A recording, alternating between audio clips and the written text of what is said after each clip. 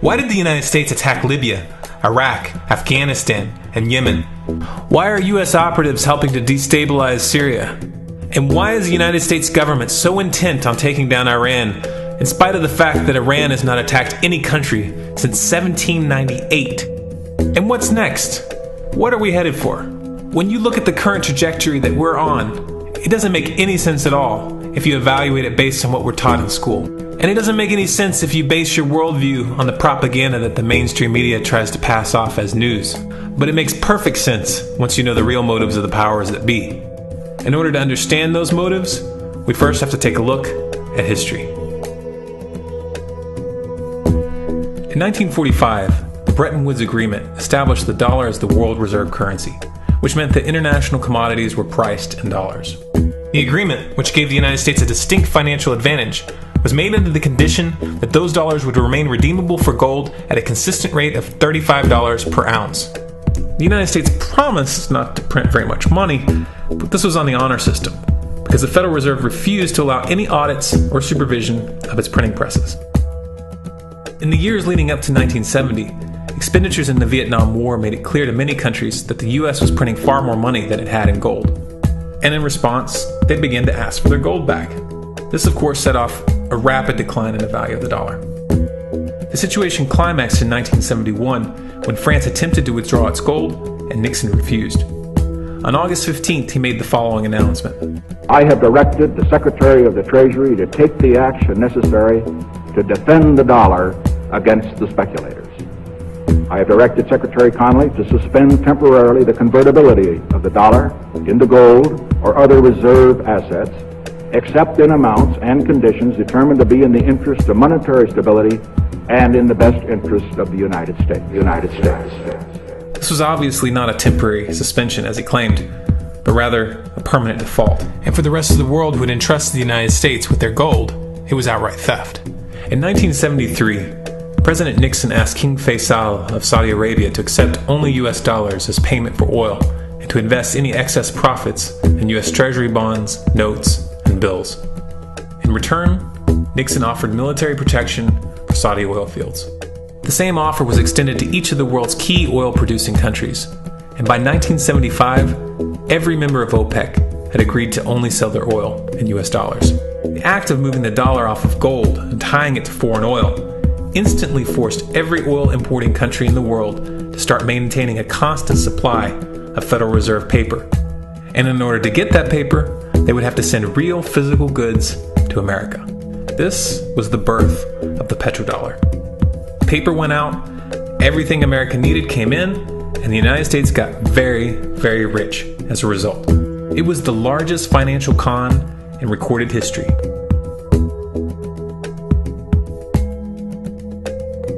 The arms race of the Cold War was a game of poker.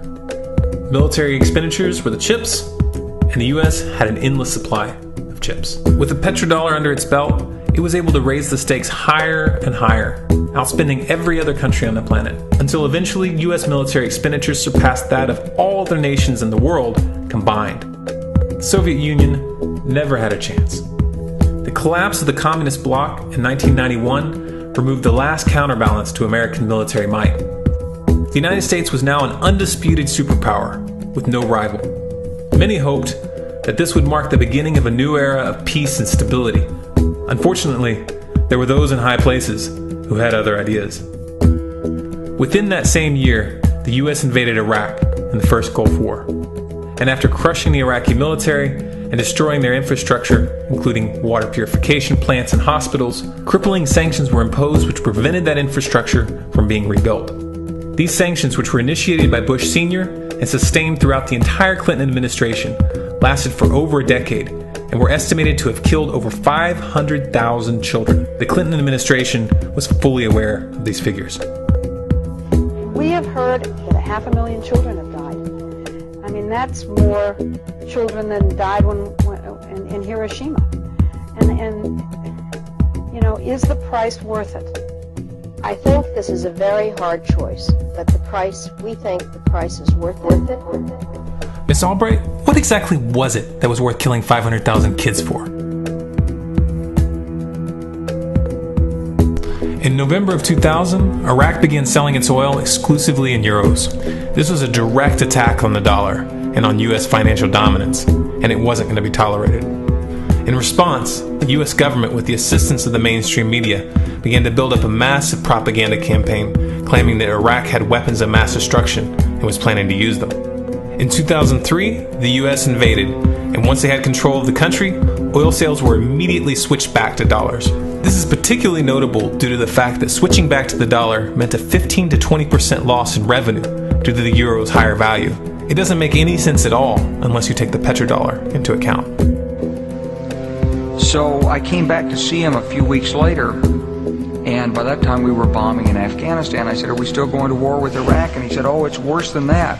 He said, he reached over on his desk, he picked up a piece of paper, he said, I just got this down from upstairs, meaning the Secretary of Defense's office today, and he said, "This is a memo that describes how we're going to take out 7 countries in 5 years, starting with Iraq and then Syria, Lebanon, Libya, Somalia, Sudan, and finishing off Iran. Let's take a look at the events of the past decade and see if you see a pattern. In Libya, Gaddafi was in the process of organizing a bloc of African countries to create a gold-based currency called the dinar, which they intended to use to replace the dollar in that region. US and NATO forces helped destabilize and topple the Libyan government in 2011, and after taking control of the region, US armed rebels executed Gaddafi in cold blood and immediately set up the Libyan Central Bank. Iran has been actively campaigning to pull oil sales off of the dollar for some time now, and it has recently secured agreements to begin trading its oil in exchange for gold. In response, the US government, with mainstream media assistance, has been attempting to build international support for military strikes on the pretext of preventing Iran from building a nuclear weapon. In the meantime, they established sanctions which US officials openly admit are aimed at causing a collapse of the Iranian economy. Syria is Iran's closest ally, and they are bound by mutual defense agreements. The country is currently in the process of being destabilized with covert assistance from NATO, and though Russia and China have warned the United States not to get involved, the White House has made statements within the past month indicating that they are considering military intervention. It should be clear that military intervention in Syria and Iran isn't being considered. It's a foregone conclusion, just as it was in Iraq and Libya. The U.S. is actively working to create the context which gives them the diplomatic cover to do what they already have planned. The motive for these invasions and covert actions becomes clear when we look at them in their full context and connect the dots. Those who control the United States understand that even if a few countries begin to sell their oil in another currency, it will set off a chain reaction and the dollar will collapse. They understand that there is absolutely nothing else holding up the value of the dollar at this point, and so does the rest of the world. But rather than accepting the fact that the dollar is nearing the end of its lifespan, the powers that be have made a calculated gambit. They have decided to use the brute force of the US military to crush each and every resistant state in the Middle East and Africa. That in itself would be bad enough, but what you need to understand is that this is not going to end with Iran. China and Russia have stated publicly and on no uncertain terms that they will not tolerate an attack on Iran or Syria. Iran is one of their key allies, one of the last independent oil producers in the region, and they understand that if Iran falls, then they will have no way to escape the dollar without going to war. And yet the United States is pushing forward in spite of the warnings. What we are witnessing here is a trajectory that leads straight to the unthinkable. It's a trajectory that was mapped out years ago in full awareness of the human consequences. But who was it that put us on this course?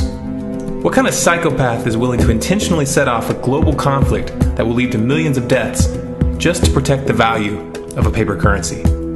It obviously isn't the president. The decision to invade Libya, Syria, and Iran was made long before Obama had risen to the national spotlight. And yet, he's carrying out his duty just like the puppets that preceded him. So who is it that pulls the strings? Often the best answer to questions like this are found by asking another question. Qui bono? Who benefits? Obviously, those who have the power to print the dollar out of thin air have the most to lose if the dollar were to fall. And since 1913, that power has been held by the Federal Reserve. The Federal Reserve is a private entity owned by a conglomerate of the most powerful banks in the world. And the men who control those banks are the ones who pull the strings. To them, this is just a game. Your life and the lives of those you love are just pawns on their chessboard. And like a spoiled 4-year-old who tips the board onto the floor when they start to lose, the powers that be are willing to start World War III to keep control of the global financial system. Remember that when these wars extend and accelerate. Remember that when your son or your neighbor's son comes back home in a flag-draped coffin. Remember that when they point the finger at the new boogeyman. Because the madmen who are running this show will take this as far as you allow them to. So how much time do we have left? It's a question I hear constantly, but it's the wrong question. Asking how much time we have left is a passive posture. It's the attitude of a prisoner who's waiting to be taken out to a ditch and shot in the back of the head. What are our chances? Can we change course? Also the wrong question. The odds don't matter anymore. If you understand what we're facing, then you have a moral responsibility to do everything in your power to alter the course that we're on, regardless of the odds. It's only when you stop basing your involvement on the chances of success that success actually becomes possible. To strip the ill-begotten power from the financial elites and to bring these criminal cartels to justice will require nothing less than a revolution. The government is not going to save us. The government is completely infiltrated and corrupt to the core. Looking to them for a solution at this point is utterly naive. There are 3 stages of revolution, and they are sequential. Stage 1 is already underway. Stage 1 is the ideological resistance. In this stage, we have to actively work to wake up as many people as possible about what is happening and the direction we're headed. All revolutions originate from a shift in the mindset of the population, and no other meaningful resistance is possible without it. Success in this stage of the game can be measured by the contagion of ideas. When an idea reaches critical mass, it begins to spread on its own and seeps into all levels of society. In order to achieve that contagion, we need more people in this fight. We need more people speaking out, making videos, writing articles, getting this information onto the national and international stage. And we especially need to reach the police and the military. Stage 2 is civil disobedience, also known as nonviolent resistance. In this stage, you put your money where your mouth is, or more accurately, you withhold your money and your obedience from the government, and you do everything in your power to bring the gears of the state to a halt. Practiced in mass, this method alone is often enough to bring a regime to its knees. However, if you fail at this stage, Stage 3 is inevitable. Stage 3 is direct physical resistance. Direct physical resistance is the last resort, and it should be avoided and delayed as long as possible, and it should only be invoked after all other options have been thoroughly exhausted. There are those who talk tough and claim that they will resist when the time comes, but what those people fail to realize is that if you are inactive during the first 2 stages and save your efforts for the last resistance, then you will fail. When the Nazis were moving door to door, dragging people out of their homes in Germany, that was the time to fight back physically. But due to the lack of ideological resistance and civil disobedience leading up to that moment, even an armed uprising would have likely failed at that point. An armed uprising can only succeed if the people have established an attitude of active resistance. And active resistance is only possible after their minds have broken free from the mainstream propaganda. If you want to fight back, it's now or never. You're not going to get another chance, and the stakes are far higher than they were in Nazi Germany.